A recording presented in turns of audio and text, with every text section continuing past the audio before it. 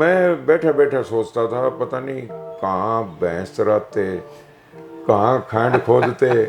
हमने कहा जी बातचीत तो कल हो ही गई थी, आप बदले में कह रहे हो परमट। परमटों के ऊपर हमारा कोई समझौता नहीं है। तकलीफ आज मतलब है ना, मैं बड़ी बाट लगा रहा था कि भाई इतने पैसे मेरे खाते में आ जाएंगे तो इससे मैं क्या करूंगा। और शेर का बच्चा जीएम। तो मैं चाहूंगा आप अपने अनुभव के आधार पर सबसे अच्छा परिवहन मंत्री आज तक हरियाणा में कौन मिला है वो बताओ आप। नमस्कार दोस्तों, आज हमारे साथ हैं दलबीर किरमारा जी और 34 साल हरियाणा रोडवेज में कर्मचारी नेता के तौर पे इन्होंने सर्विस की है।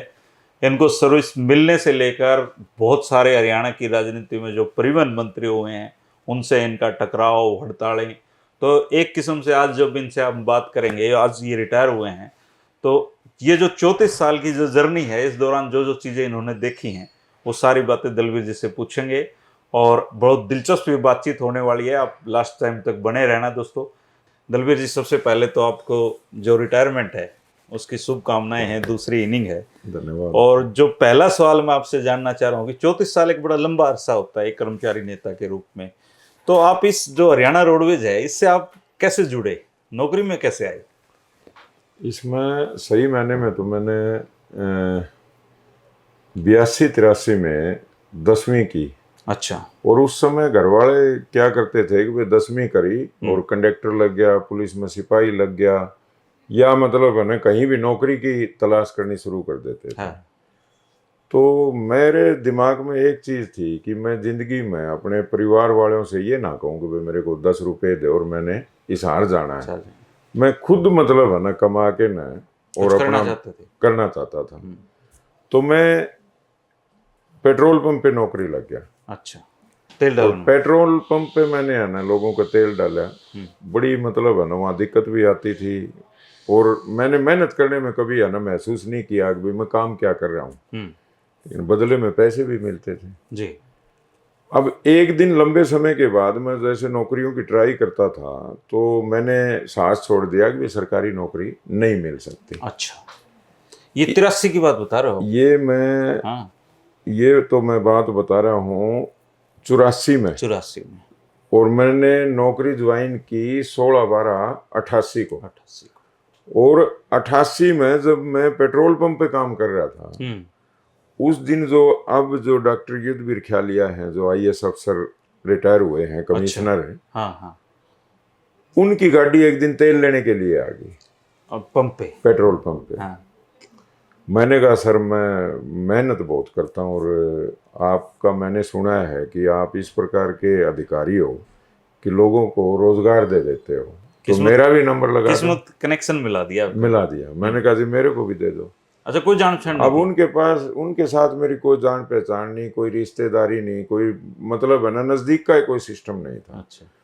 तो आते थे गाड़ियां में तेल लेने के लिए, पंप वो बड़ा मशहूर था।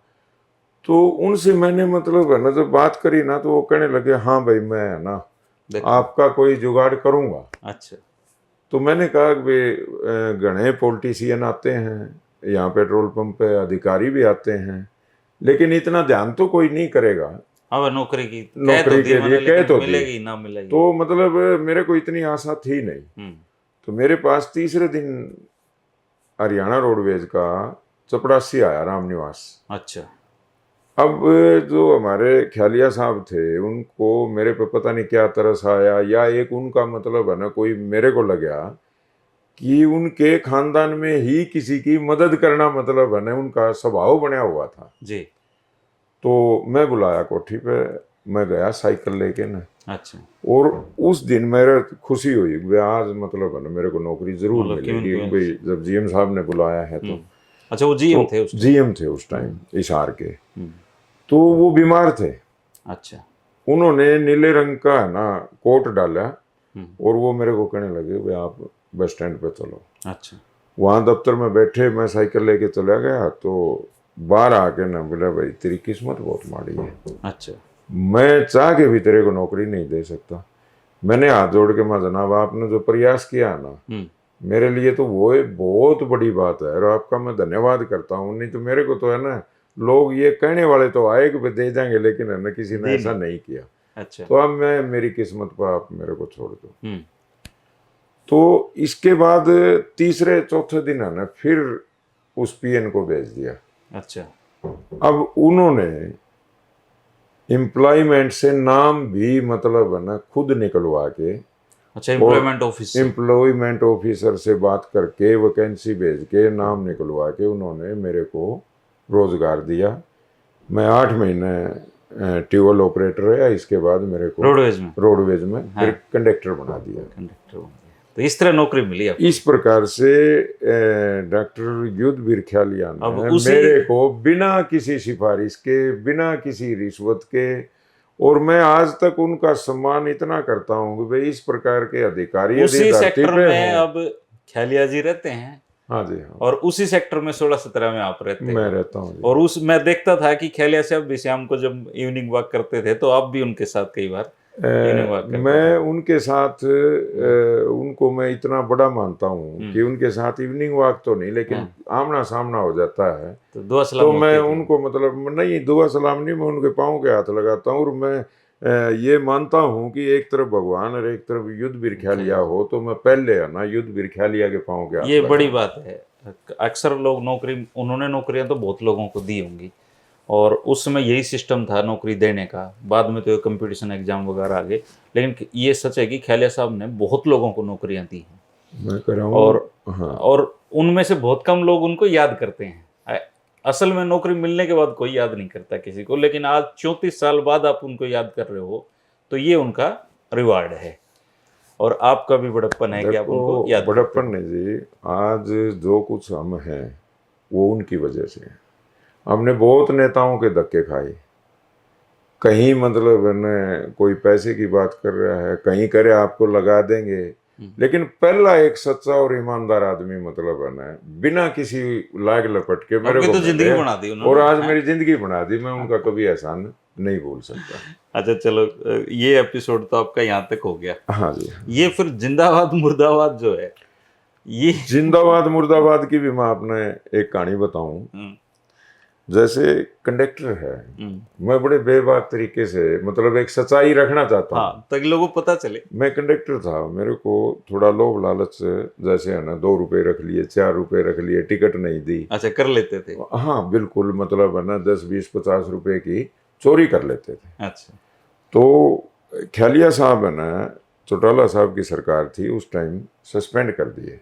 अच्छा। यानी वो सस्पेंड, एक तरफ तो सरकार वादे करती है कि भाई जो हम रोजगार देंगे, लेकिन उन्होंने हजारों लोगों को रोजगार दिया, लेकिन है ना उसके बदले में उनको सस्पेंशन। ख्यालिया साहब सस्पेंड हो गए। ख्यालिया साहब सस्पेंड हुए, भाई आपने गलत तरीके से नौकरी लगाए।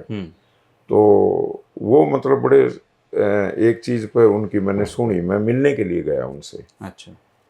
मैंने कहा सर, मैंने सुना था कि कोई महात्मा संत जो होते हैं ना, वो उनके ऊपर जो पीड़ा आती है ना, जैसे वो चेले चपटों के सबके दुख है ना वो खुद हर लेता है। जितने जिसके पाप करोड़े है ना, वो मतलब है ना उसका खामियाजा फिर उस महात्मा को भुगतना पड़ता है। तो उन्होंने, मैं कालका कोठी में बैठा था तो चाय आ रही थी, उन्होंने कहा बेटा जे मेरी बात मानना है ना कभी जिंदगी में चोरी मत करना। अच्छा। मैंने उस दिन कान्हा का हाथ लगाया था। मखा से मैं अपने आप को ये समझता था, मैं पेट्रोल पंप पर 300 रुपए की नौकरी कर रहा था, तो अब तो मेरे को 1200 की नौकरी रोडवेज में मिल रही है, नौकरी मिल गई, पक्की नौकरी मिल रही है। तो जनाब मैं आज के बाद चोरी नहीं करूँगा। वो दिन है, आज का दिन है, मतलब है ना मैंने कभी भी किसी से भी, मैं 20-22 साल प्रधान रहा, मैंने किसी कर्मचारी से 1 रुपया लेके बदले में मतलब काम नहीं किया। जो किया, और जो ईमानदारी के साथ काम किया, और वो काम किया जो कि कभी किसी के बस की बात ही नहीं थी। और इसमें मैं आपका मेरा अनुभव बताऊं, भाई पुलिस के कर्मचारियों और अधिकारियों को अक्सर मतलब है ना भ्रष्टाचारी बताते हैं, लेकिन पुलिस के चाहे वो कर्मचारी हो चाहे अधिकारी हो, इस प्रकार के केस उन्होंने ड्राइवरों के जो बेवजह उनके खिलाफ FIR दर्ज होती थी, मतलब 150, 200, 250, 300 तक है ना आपने केस है ना रद्द करे मतलब अधिकारियों ने। क्योंकि एक तो मैं कभी झूठ नहीं बोलता था। यदि मान लो मेरे ऊपर ये होता था ना कि भाई मैंने कोई गलती कर दी, तो मेरा ये बड़ा ये रहा है कि उस गलती को है ना मैं स्वीकार करने की मेरी आदत रही है, मान लेते हो। मान लेता हूँ। तो अब उनने तो मेरे से पैसे नहीं लिए। मेरे मेरे आज कोई पुलिस वाले को कह रहे हैं ना कि भाई ये ऐसे करते हैं, हो सकता है किसी राजनीतिक दबाव में आके ना कहीं कोई ऐसा काम कर रहे हो, लेकिन मेरे अनुभव के अनुसार 20 साल में किसी कर्मचारी अधिकारी ने पुलिस के ने मेरे से पैसे नहीं लिए और काम किए। और मैंने कर्मचारियों से, बल्कि मेरा सम्मान दिवस मना रहे थे उस दिन 27 तारीख को, उस दिन भी मैंने मतलब ठोक के कहा कि भाई कोई कर्मचारी एक ऐसा आके बता दो। भाई पुलिस वाले ने तो मेरे पे नहीं लिए और मन है ना किसी कर्मचारी पे नहीं लिए। तो ये मेरे को बड़ा मतलब है ना खुशी महसूस हुई। इसके बाद मैं धीरे धीरे यूनियन में काम करने लग गया। तो मैं जिस दिन यूनियन में काम करने के लिए आया, मैं जो शपथ ली थी ना वो मैंने मंदिर में ली थी। अच्छा। मैंने कहा भाई मैं पैसा नहीं खाऊंगा, किसी के साथ विश्वासघात नहीं करूंगा, मैं चाहे भूखा मर जाऊं कोई दिक्कत नहीं है। मेरे को जो ये नौकरी खेलिया साहब ने दी है ना, ये मेरे को फ्री में मिली है और ये मेरे को कहीं ना इनाम मिला है। तो उसी टाइम से एक तो मेरी जैसे कोई बस में यात्री होता था, मैंने कभी है ना यात्री के साथ मिसबिहेव नहीं। सबसे प्रेम यात्री को मैं जैसे बस में कोई लड़की, वीडियो कोच में चलता था मैं चंडीगढ़, लड़कियां आती थी। ये वीडियो कोच कब बंद हुई है? ये एक ही गाड़ी आई थी ताऊ देवीलाल के राज में। चलो उसकी मैं कहानी अलग से पूछूं। हाँ, तो उसमें जो लड़कियां आती थी, मैंने एक दिन बैठ के न विचार किया वे जो ये बस में सवारी बैठी है, जो बुजुर्ग है वो मेरी माँ है, मेरे बाप के समान है। जो लड़की है वो मैं दीदी कह के बोलता था। और यहाँ तक यदि कोई बुजुर्ग आदमी, एक बार का वाक़ा है कि हम चंडीगढ़ जा रहे थे तो पंचकुला होके ना जो मनी माजरा है ना स्टैंड के ऊपर बस रुकी, तो एक बुजुर्ग ने मेरे को कहा बेटा मेरा सामान ऊपर रखा है और मुझे वापस आना पड़ेगा बस स्टैंड से, तो यहाँ कुली मिल जाएगा। मैंने कहा अंकल जी मैं आपका कुली हूँ, आप बुजुर्ग हो, मैं मतलब है ना आपका कुली हूँ, आपको सामान उतार के न मैं दूंगा।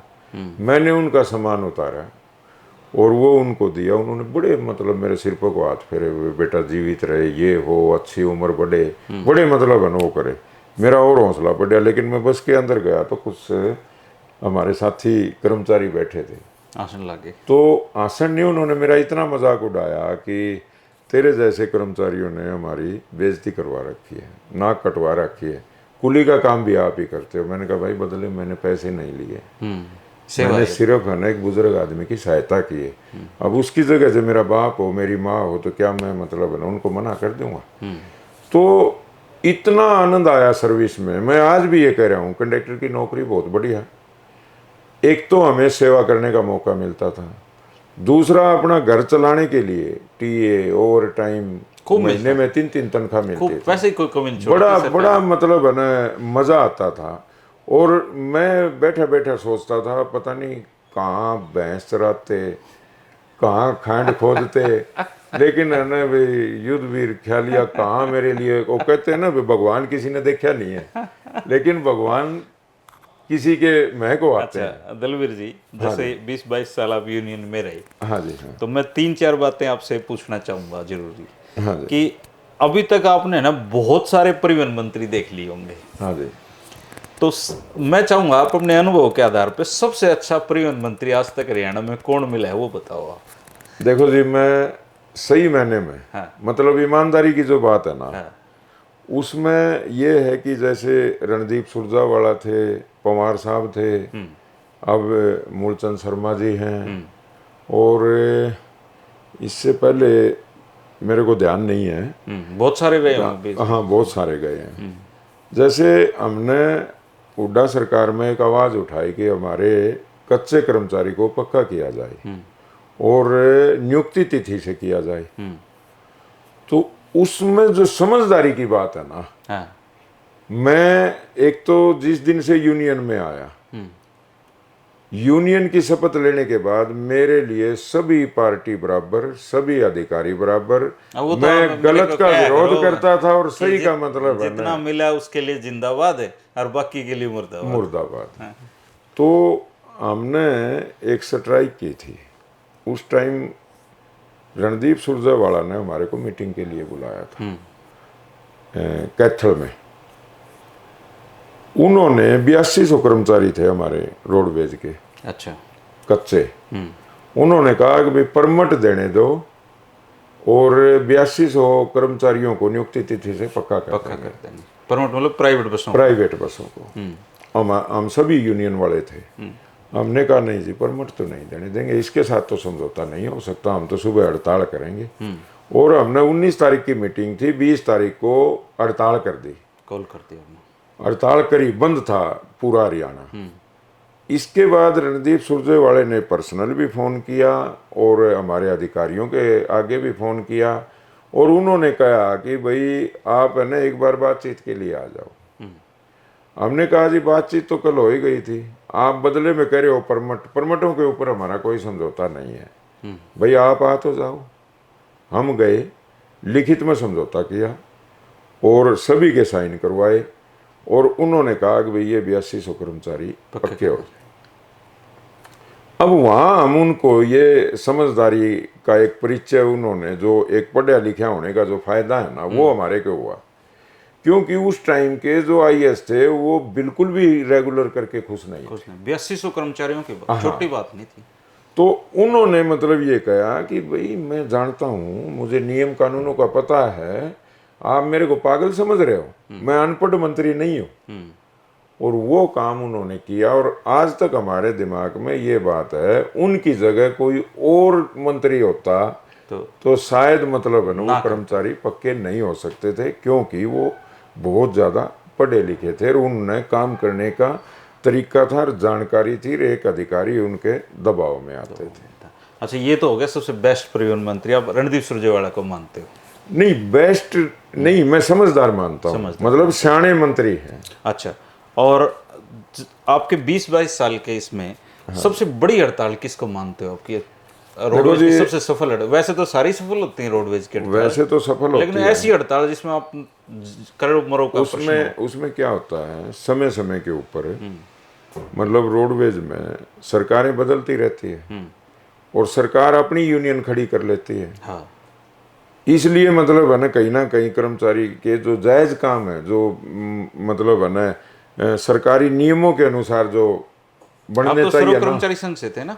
मैं उस टाइम सर्व कर्मचारी नहीं, मैं अलग से बना रखा था उस टाइम। अच्छा। संयुक्त कर्मचारी संघ अपना संगठन अलग से ही था उस टाइम, जब ये 8200 कर्मचारी पक्के हुए। जैन साहब आए तो हमने एक आंदोलन दे दिया कि भाई हम जैन साहब के गांव में जाएंगे और वहां धरना लगाएंगे। वहां जैन साहब ने कुछ लोगों को, जैन साहब तो पानीपत के थे। हाँ, पानीपत के जाटल गांव के थे। अच्छा, जाटल। और हम जाटल में पहुंच गए थे।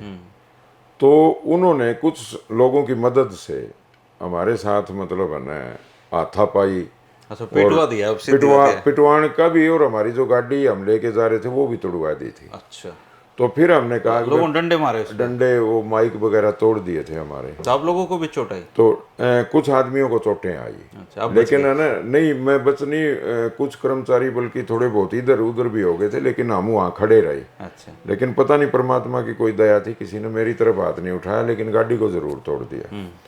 तो फिर हम आके ना हमने बनाया कि प्रोग्राम, भाई मंत्री के जावांगे घर पे, भाई बिना मांग पूरी अपन जाएंगे नहीं, चाहिए जीत मार दियो। अच्छा। फिर हम रात को वहीं रहे गुरुद्वारा में। गुरुद्वारा के जो हमारे वो थे, उन्होंने बड़ी सेवा करी, रोटी पानी रात को मतलब है ना चावल बना के ले आई, वो याद रहेगी हमारे को हमेशा।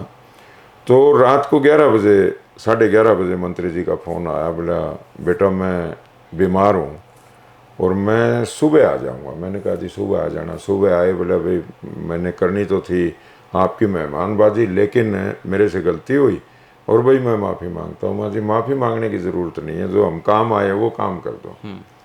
इसके बाद उन्होंने मतलब है ना हमारे को वहाँ से उठा दिया और हम आ गए। लेकिन सही मायने में वो अंदर से है ना बेईमान थे। और उन्होंने अपनी बात नहीं मानी तो मैं आमरण अनशन पे बैठ गया। हुड्डा साहब ने मतलब है ना, मैं बातचीत के लिए हम 6 दिन तक मैं बिल्कुल मतलब है ना कोई अन्न का दाना नहीं गया। अच्छा, 6 दिन हड़ताल 6 दिन मतलब आमरण अनशन पे मरने तक रहेंगे हम। और अभी तक है ना वो कमी पूरी नहीं हुई है शरीर में। तो बजरंग दास गर्ग से बात हो के ना, और वो चंडीगढ़ में हमारी वार्ता हुई। तो वहाँ जैन साहब भी आ रहे थे। तो मैंने जैन साहब को कहा कि भाई मैं बड़े सच्ची आत्मा का आदमी हूँ, मैंने कभी है ना आज तक किसी की आत्मा नहीं दुखाई, लेकिन मेरी दुखाई है ना भाई 6 दिन हम भूखे रहे हैं, लाठियों से हमारे को पिटवा दिया, मरे जाओ। मगर आपका भला नहीं होगा जी, आपका नाश होगा। अब परमात्मा जाने क्या था, मुझे नहीं पता था उनके खिलाफ कोई पर्चा दर्ज हो रहा था या क्या था। मतलब उनका बुढ़ापा अच्छा नहीं रहा। वो तीसरे दिन है ना वो मतलब है ना इस्तीफा दे गए। 2 थे, एक मंत्री और था, कौन सा था, वो इस्तीफा दे गए। वो मेरे पीछे पीछे भाई एक बार मेरी है ना घर का खाना खा ले, खाना खा। मैंने कहा जी हाथ जोड़ के ना, आपका घर का खाना तो कोई खाए ना तो अच्छी बात है। तो उनके साथ फिर बहुत बुरी बनी, वो कभी मतलब है ना उभरे नहीं। अभी भी मैंने मतलब है ना एक ध्यान जो देखा है ना जी, मतलब सही मायने में यदि हर कोई कर्मचारी, हर अधिकारी, हर पॉलिटिशियन यदि वो अपना ईमानदारी से काम करे तो हिंदुस्तान में भूख नाम की कोई चीज नहीं है। और हरियाणा तो एक ऐसा प्रदेश है, यहाँ तो वैसे भूखा नहीं देते। यहाँ मतलब है ना सही मायने में रोजगार की कोई किसी प्रकार की कमी नहीं है। कमी है तो ईमानदारी की है। जी। अब हमने 34 साल जो गुजारे हैं ना, कितनी टेंशन देते थे, कितनी चार्ज सीटें करते थे, कितनी बार जेल में कितनी भेजते चार्ज थे। शीट होली वैसे आपकी? मेरी सर्विस बुक देखोगे ना तो मेरी चार्ज सीट, जेल, सस्पेंशन, लेकिन है ना भरी पड़ी है। भरी पड़ी है। और अभी भी, अभी तो मैं आज ही रिटायर हुआ हूँ। हाँ हाँ। और मेरे को सारे मेरे पेंशन के कागज तैयार होया ना 3 महीने हो गए। रिटायरमेंट गिफ्ट दे रखे हैं आपको। और आज मेरे को है ना रिटायरमेंट गिफ्ट दिया जीएम ने, फतेहाबाद ने। हाँ। अब सही मैंने मैं इस टीवी के ऊपर बोल रहा हूँ, इस प्रकार के जो अधिकारी है ना, उनको अधिकारी कहने की आत्मा भी नहीं मानती। वो इस प्रकार के लोग हैं, अड़काए हो रहे हैं जैसे ना पैसे के लिए। जो अब इससे बुरी बात क्या होगी, एक सफाई कर्मचारी की कितनी तनख्वाह है, ठेकेदार के थ्रू लगे हुए हैं 10, 12, 15। और यहाँ मैं ये भी कहना चाहता हूँ, ये जो जाति के ठेकेदार बने आंडे हैं, कौन से वाल्मीकि समाज के मंत्री ने उन सफाई कर्मचारियों की मदद करी है? कोई नहीं करता। कि उनको मतलब उनका वेतन तो पूरा दिलवा गरीब आदमी कोई नहीं करता। अब उनको वेतन देने में एक महाप्रबंधक भी कमीशन खाता है, जो 1.5-2 लाख रुपए तनख्वाह लेता है, चोरी करता है, और 6,500 और 7,000 रुपये उनको तनख्वाह मिलती है। यदि वो ठेकेदार की शिकायत करते हैं तो अगले दिन उनको नौकरी से निकाल दिया जाता है। गरीब से गरीब आदमी, गरीब से गरीब आदमी को। तो ये जो इस प्रकार के लोग राजनीति में जो बैठे हैं और सिर्फ उनका मतलब ही एक धन कमाना है, तो कहीं ना कहीं है ना, मेरा ये 34 साल का जो तजर्बा रहा ना, मेरे मन में एक इस प्रकार की चसक है कि यदि वाक्य में देखो ईमानदारी में परेशानी है, बेईमानी में कोई किसी प्रकार की परेशानी नहीं, उसको कोई दिक्कत नहीं है, कोई टेंशन नहीं है, आप मौज मारो, एडजस्ट हो जाता है। हाँ। लेकिन जो ईमानदार आदमी है, चाहे वो कोई भी हो, चाहे वो कर्मचारी है, चाहे कोई अधिकारी है, उसको मतलब है ना वो चैन से सो नहीं सकता। और मेरे 34 साल मतलब है ना इस तरीके से बीते हैं, शायद मेरे को चैन है ना, मेरा चैन छीनने का अधिकारी और सरकारों ने खूब प्रयास किया। और आज भी मैं जान लग रहा था, सारे राजी खुशी मेरा सम्मान कर दिया था, और जीएम ने आदेश कर दिया जाओ भाई आप मतलब है ना रिटायर हो खुशी खुशी। मुझे पता लगा कि एक आंदोलन का केस था, मतलब परिवहन मंत्री का हमने घेराव किया था, और 5 सितंबर की हमने हड़ताल की थी। 5 सितंबर की हड़ताल के बाद सभी यूनियनों का एक साझा मोर्चा बना था, तालमेल कमेटी बनी थी। इसके बाद सबसे लंबी, बड़ी और कामयाब जो हड़ताल थी ना, 18 दिन की हमारी चली थी। 18 दिन के 18 दिन की हड़ताल, यानी 16 अक्टूबर भाजपा सरकार में जो भाजपा सरकार में जो 16 अक्टूबर 2018 से 2 नवंबर तक वो हड़ताल चली थी और चीफ जस्टिस ने हमारे को बुला के ये कह दिया कि भाई आप अपने काम पे आओ और जितने भी जो आपकी ये जो विक्टिमाइजेशन परमिट पे हुई थी आपकी, जो परमिटों पे हुई थी वो सारी मतलब है ना स्थगित कर दी। भाई आपके खिलाफ कोई किसी प्रकार की कार्रवाई नहीं है और कोर्ट इसका फैसला करेगी, आप है ना ड्यूटी पे आ जाओ। हम सारे ड्यूटी पे चले गए और वो कोर्ट में केस चलता रहा। कोर्ट ने हमारे को जितने भी केस थे में विड्रा कर लिए। तो वो जो सारे केस वापस लिए थे ना, तो एक कर्मचारी ने शिकायत कर दी, बोले सीएम विंडो में भी करवा डाल रखी होगी ना, करवा रखी है। तो आपस में आप लोगों का प्रेम असल ज्यादा आप लोग नहीं, हमारा प्रेम पता है क्या है, मैं आपको वही बात बताऊं, बेईमानी और ईमानदारी वाली। अब हमारे एक पहले है ना एक प्रधान रिटायर हुआ था, रिटायर नहीं उसकी सजा हुई थी 3 साल की। अच्छा, अब उसको बड़ी तकलीफ है कि भाई तेरी सजा होगी, भाई उल्टे काम करेगा तो सजा भी होगी। अब हम तो आज भी निडर बैठे हैं, हमने कोई गलती नहीं कर रखी, तो कर्मों अफसर का भी फल है, हमारी जो सुनवाई भुगतना करेंगे। पड़ता है। कर्मों का फल है। कर्मों का फल, अब जो जैसा करेगा वो भुगतेगा। चलो दलवीर जी, ये तो आपने बताया। एक मुझे याद है, मैं पढ़ता था उस समय में, क्योंकि मेरा जन्म तो 83 में हुआ था, हाँ जी। जब आप 10वीं करी थी, जब मैं तो, लेकिन मुझे अच्छे से याद है कि कुंवारी गांव में है ना, चौटाला सरकार में आप लोग हड़ताल कर रहे थे, आपको टिब्बों में छोड़ के गए थे। और मुझे याद है कि उधर कुछ कर्मचारी नेताओं को हमने चाय चुय पिलाई थी, और उधर मेरे जो हमारे बैठक है उधर, वो क्या मसला था वो मसला था कि उस टाइम में हमारे जीएम होते थे कैप्टन मनोज, जो अभी डीसी हैं अभी रोहतक डीसी रोहतक है, में? और वो ईमानदार थे। हम्म, अब का मेरे को नहीं पता, उस टाइम ईमानदार थे। हम्म, और लेकिन है ना बकेल थे, बकेल जो बकामे बड़े जल्दी आते थे। अच्छा, अब मेरा थोड़ा सा उठाव इस प्रकार से हो रहा था कि भाई किरमारा ईमानदार आदमी है, कर्मचारी के लिए लड़ता है। तो कुछ लोगों ने मतलब है ना अधिकारियों के कान भर के न वो मेरे खिलाफ उन्होंने कार्रवाई, जी बोले इसको है ना यहीं डांटोगे तो फायदा होगा, नहीं तो दिक्कत आएगी। और कैप्टन साहब की मेरे बात याद है, वो जीप पकड़ के ले आए जिस दिन उन्होंने ज्वाइन करा ना, तो वो 4-5 गाड़ियां लेके आए थे, सायरन बजा रहे थे जिस तरह जैसे कोई मंत्री आया हो। तो मेरे सामने, मैं उस टाइम छुट्टी पे था, एक जीप वाले ने ले आए पकड़ के, उसको थप्पड़ मार दिया। तो मैंने उस जीप वाले के साथ तो मैं नहीं बोला, मैंने उनको कहा मां सर इस प्रकार की कार्रवाई नहीं करनी चाहिए, आपके पास तो कलम है, अब थप्पड़ मार दिया तो इसकी बेइज्जती है इतने आदमियों में, और यू वापिस आपके मार देता तो आपके साथ क्या होता। तो उन्होंने माना, बोले यार गलत हुआ है मेरे से, वेरी सॉरी। तो बड़ी मतलब उन्होंने इसके बाद मतलब उनको धीरे धीरे धीरे धीरे जो हमारे कुछ पुराने लीडर हुआ करते जिनकी मतलब है ना चूड़े हिल रही थी, वो उनके नजदीक बैठते थे, और वो उन्होंने ये हमारा ऐसा काम करवा दिया कि भाई आंदोलन चलवा दिया। आंदोलन, हमारी आदत थी कि हम तब तक पीछे नहीं हटते थे जब तक हम जिस मांग के लिए बैठे हैं वो मांग पूरी नहीं हो जाती। अब 93 दिन आंदोलन चल रहा है। अब कभी सोच भी नहीं सकते, अगर एक छोटे से कर्मचारी के खिलाफ तो किसी भी टाइम चार्जशीट दे दो, किसी टाइम एफआईआर दर्ज करवा दो।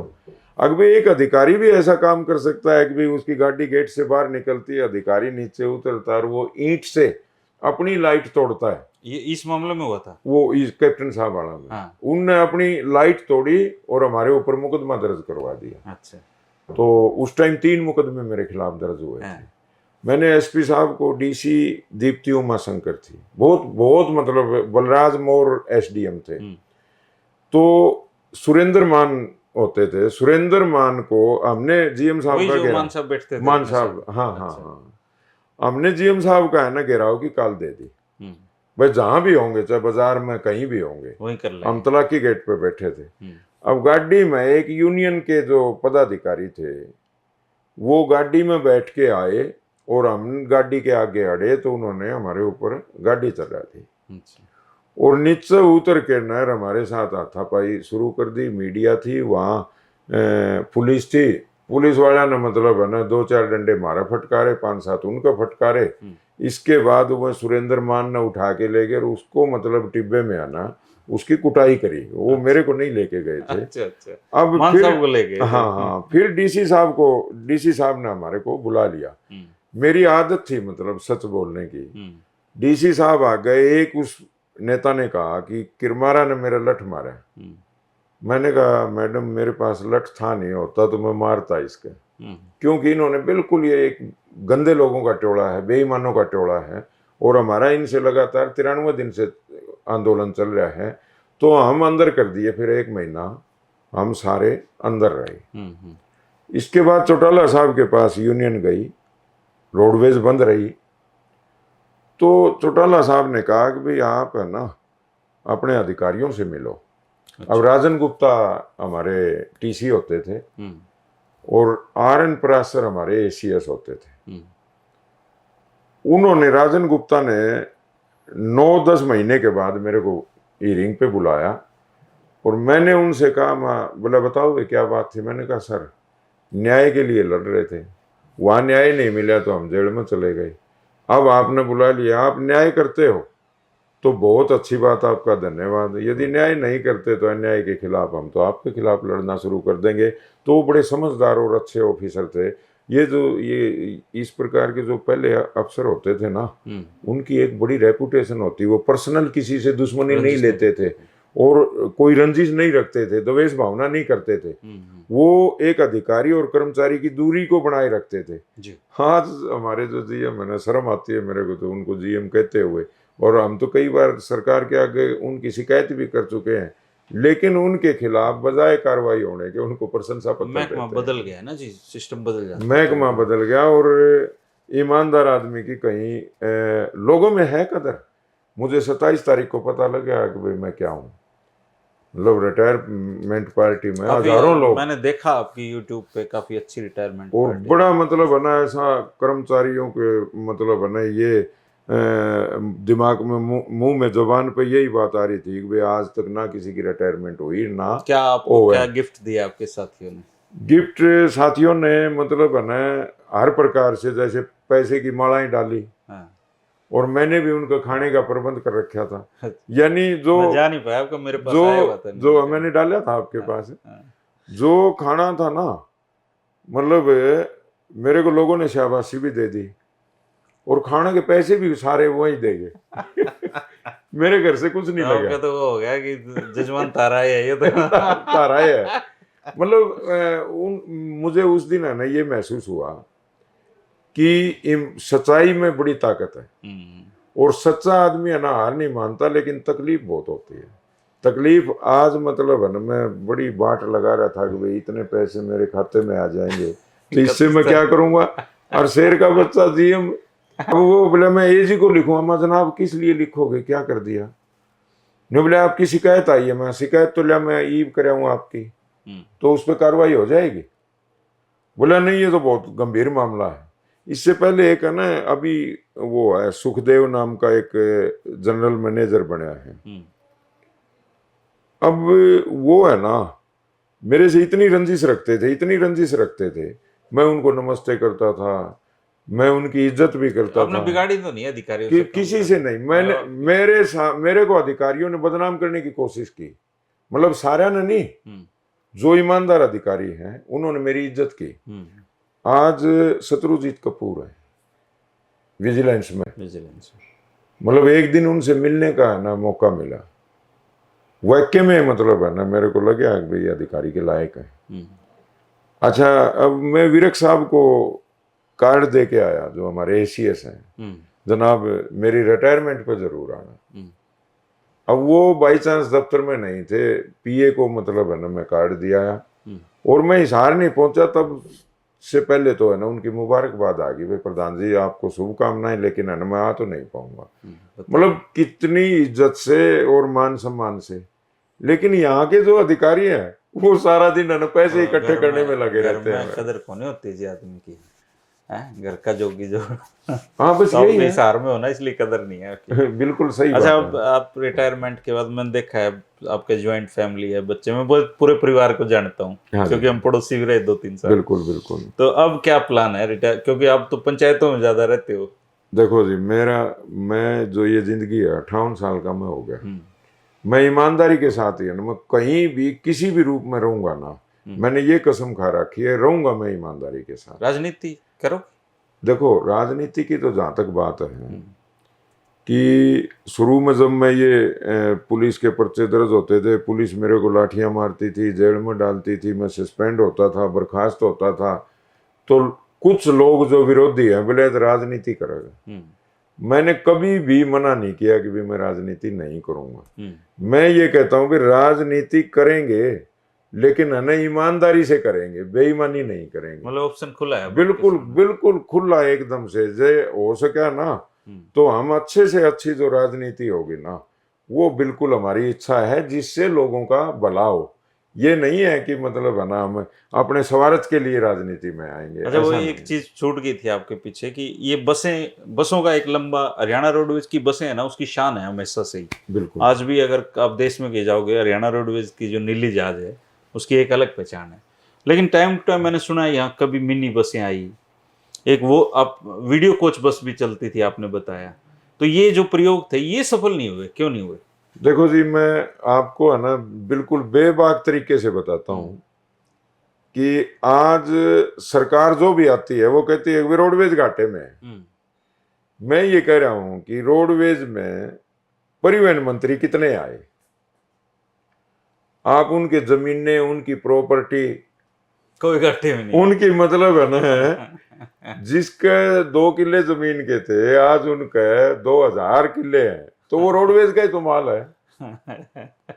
अब मिनी बस आई, मिनी बस आई, उसमें इतना बड़े लेवल का कमीशन था कि मंत्री जी की तो वाह वाह होगी, वो 6 महीना में बंद होगी। चौधरी देवीलाल सरकार में आई थी ना, तब देवीलाल की सरकार थी उस टाइम। और वो वीडियो कोच। अच्छा, वीडियो कोच तो सिर्फ 2 बस आई थी हिसार में। अच्छा। लेकिन इसके बाद सरकार ने फैसला किया था, ये हुड्डा सरकार की है, भाई ऐसी बसें खरीदेंगे। वोल्वो आई और चौटाला साहब ने खरीदी थी एक्सप्रेस बसें।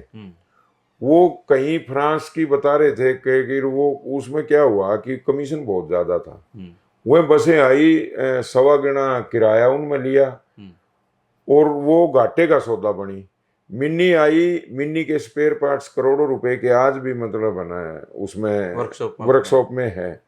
वो मतलब कोई किसी प्रकार की संभाल नहीं हुई, वो मिनी से भी रोडवेज में घाटा आया। इसके बाद 50 बसें जिन्होंने 1 लाख और 1.5 लाख और ज्यादा से ज्यादा 2 लाख किलोमीटर है ना उन्होंने पूरे किए होंगे। और रोडवेज की यूनियन कह रही थी भाई ये बसें हमें नहीं चाहिए, या तो है 70 लाख की। और जो गांव में जिन लोगों के पास साधन नहीं है उनको रोडवेज की बस दो, और वो बस 15 की और या मतलब 70 लाख की, उसमें 5 बस और आएंगी, लोगों को, जनता को सुविधा मिलेगी, उसमें उसकी जरूरत। लेकिन ईमानदारी की बात है, आज भी आप वर्कशॉप में जाके पूछोगे, देखोगे, अधिकारियों से पूछोगे तो वह बस मतलब है ना इतनी कीमत की न्यू की न्यू खड़ी है। इसके बाद मतलब है ना फिर वोल्वो का नंबर आ गया, फिर हमारे लठ लगे भाई वोल्वो बस माझी 1 किलोमीटर किराए के ऊपर जो बस ले रहे हो ये ठीक नहीं है, ये बहुत महंगी पड़ेगी। और यहाँ के लोग है ना बहुत कम बैठते हैं, दिल्ली चंडीगढ़ वाले लोग। हालांकि मैं गया, वो लोग की बड़ी शानदार सवारी है, मैं मतलब बैठा। हाँ, नहीं बिल्कुल, जो लोग पैसा खर्च कर सकते हैं उनके लिए बहुत बढ़िया है इसमें। लेकिन मैंने देखा है कि पूरी बस है उसमें 8 ही सवारी थी। हमने वो लोगों का विरोध नहीं किया कभी। जैसे यहाँ से चंडीगढ़ गए, एक बार 8 थी, वापिस आया तो 3 थी, लेकिन वो अब वो घाटे में ही तो चल रहा है। हमने बसों का विरोध नहीं किया, हमने विरोध किया कि बस सरकार खरीदे, वोल्वो चलाएं, चाहे जहाज ले आओ, जनता को सुविधा दो। और जहां बड़े लोगों को सुविधा दे रहे हो ना, वहां जो गरीब किसान और मजदूर हैं उनको भी तो सुविधा का ध्यान रखा जाए ना। वोट तो ले रहे हैं वहां, मतलब आम बसों की ज्यादा जरूरत, आम बसों की ज्यादा जरूरत है। आज आप देख लो, अब रोडवेज में प्राइवेट बसें आ गई। 93 में आई थी 900 बसें, 900 कुछ। इसके बाद कहा था कि भाई जो रोडवेज की बस में सुविधा है वह जनता को सभी प्रकार की सुविधाएं मिलेगी। और आज मैं ये समझता हूँ कि 1977 में, जित तो मैं बहुत छोटा था, मेरे को इतना पता था कि जेब में भाड़ा नहीं होता था। और स्कूल में मतलब 10वीं से ऊपर हम इसलिए नहीं जा सकते थे, अग्रवा 10वीं का स्कूल था, अग्रवा से आगे जाना होता तो मतलब है ना किराया लगता था, और किराया हमारा जुगाड़ नहीं था, तो हम इससे आगे नहीं बढ़ पाते थे और गांव में ही अपना पढ़ाई कर ली वो कर ली, बाकी नहीं। जो अच्छे घरों के लड़के थे वो शायद शहरों में आके पढ़ते थे। लेकिन 79 में चौधरी देवीलाल ने रियायती एक बस पास पे- सुविधा दी, बस पे। रियायती बस हम भी पास पढ़े हैं सुविधा जी, दी। उसी पास पे पढ़े हैं। अब वहां मतलब चौधरी देवीलाल की जो सोच थी ना, वाक्य में मतलब है ना वो, लेकिन अब तो बहुत सारी कैटेगरी हैं जी, अब तो सरकार की इतनी अब रियायतों की नहीं, कैटेगरी है। अब जब रियायतें दे रही है सरकार, हम ये कह रहे हैं और भी दो, स्कूल बस बना दो, फ्री दो, कोई दिक्कत नहीं है। जब सरकार उसका बेनिफिट ले रही है तो लोगों को दो बेनिफिट, खरीदो और मतलब है ना हर गांव में बस लगाओ। क्योंकि पब्लिक अब ट्रांसपोर्ट है ये तो। अब लड़कियों के साथ क्या हो रहा है, प्राइवेट बस वाले लड़कियों को नीचे उतार देते हैं कहीं भी, और जब उनकी शिकायत होती है ना, कोई अधिकारी एक्शन नहीं लेता। किसी बस का कोई परमिट मतलब है ना कैंसिल नहीं हुआ। लेकिन जो नियम कानून जो ये बना रखे हैं ना, भाई आप यदि किसी के साथ ऐसा करते हो तो आपके खिलाफ ये हो जाएगा, होता कुछ नहीं। तो ये आपकी यात्रा रही है दलवीर जी हैं। हाँ, मतलब मैं 34 साल की नौकरी में बिल्कुल पूरी तरह से संतुष्ट हूँ। अभी तो और लड़ाई लड़नी पड़ेगी आपकी। अभी बहुत और लड़ाई, अभी तो मेरी कल परसों से शुरू हो जाएगी यदि यही बात है। आपको रिटायर ही नहीं किया ढंग से तो। नहीं, रिटायर किया लेकिन कुर्ता खींच लिया कि आजा बेटा जाओ ना, तुम बिना लड़े कैसे जा रहा है। चलो दोस्तों, ये थे दलबीर किरमारा जी, रोडवेज के बड़े कर्मचारी नेता हैं, और पूरे हरियाणा में जो रोडवेज के लोग हैं इनको जानते हैं, और मेरे काफ़ी साल से पुराने मित्र हैं ये, और रोहतक स्पेशली आज ये आए हैं। तो इनके ये अनुभव थे, और हर आदमी के ज़िंदगी के अपने तजुर्बे होते हैं, और मैं तो कहूँगा कि आप भविष्य में इस परिवहन विभाग के मंत्री बनो, आप राजनीति में। तब आपको पता चलेगा जो आप जैसे आप कर्मचारी नेता के तौर पे हैं, तो जब आप सीट पे पहुंचोगे ना तब पता लगेगा कि क्या पीछे गलतियां थी या क्या आप कर पाए। नहीं, जब कर्मचारी नेता भी एक नेता है, हाँ। यदि वो ईमानदारी से लड़ता। आज हमारे डीजी एसटी हैं वीरेंद्र दैया, मेरे ख्याल में जितनी प्रमोशन हरियाणा में उन्होंने की है, आज तक किसी अधिकारी के टाइम में इतनी प्रमोशन नहीं हुई। अच्छा, वो कर्मचारी को सुनते भी हैं, और यदि सुनाई अधिकारी करने लग जाए, अधिकारी कौन है, नौकर है जनता के। वो समझते तो नहीं ना अब सारे। किरमारा कौन है, किरमारा जनता का नौकर है। अब मैं जो तनख्वाह ले रहा हूँ वो जो खैंड का बांध के गांव से आते हैं, जो उनकी फिड्डी जुती होती है, वही तो देखे जाते हैं। जो कसी ले रहा है वो सारा दिन खैंड समा रहा है, जो सफाई कर्मचारी है वो बेचारा सफाई करने लग रहा है, उन्हीं की तो तनख्वाह ले रहे हैं। मेरी बल्कि अधिकारियों से भी मेरी अपील है कि आप डीसी मालिक ना समझे, नौकर हो आप। एसपी है वो मालिक नहीं है। एसपी का काम क्या है कि जो गुंडा है वो चाहे कोई किसी जाति का हो, चाहे वो कोई कितना ही बड़ा आदमी हो। मैं 2 महीने इंग्लैंड बेटे के पास लगा के आया था। अच्छा, वो इंग्लैंड वाला भूल गया मैं आपका। इंग्लैंड आप 2 ही महीने जा पाए बस अभी? मैं 2 बार 2 महीने गया हूँ। तो आप बताते हैं वहां पे आपने काफी जनसंपर्क किया लोगों से? मैंने लोगों से, मेरे को इंग्लिश नहीं आती थी। हाँ। मैं बेटे को साथ लेके निकलता था, या मेरे को कोई इंडियन मिल जाता था। हाँ। तो मैं हर किसी से, मेरे को चाव था भाई मैं सबसे बात करूं, बतलाया करते। और वो लोग वहां ना कोई जात ना कोई पात ना कोई किसी प्रकार का मतलब फंडा नहीं, भाई काम करो, रोटी खाओ और मौज करो। चलो, अब तो आप लंदन घूम के आओ, रिटायर हो गए हो हैं? हाँ, नहीं अभी तो लंदन में कैसे जाऊं।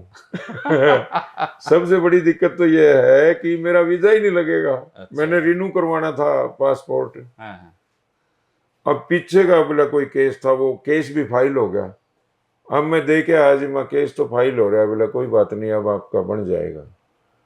अब वो अभी तक नहीं आया, आओगा तो मौका लगा तो जाएंगे। चलो दोस्तों, ये थे दलवीर किरमारा जी। कोई सवाल मेरा रह गया हो इनसे तो आप जरूर कमेंट करना, दलवीर जी उसको पढ़ के जवाब देंगे। और हरिभूमि टीवी के ये दर्शक भी हैं और देखते रहते हैं दुनियादारी को। दलवीर जी बहुत बहुत धन्यवाद आपका। धन्यवाद, बहुत बहुत धन्यवाद।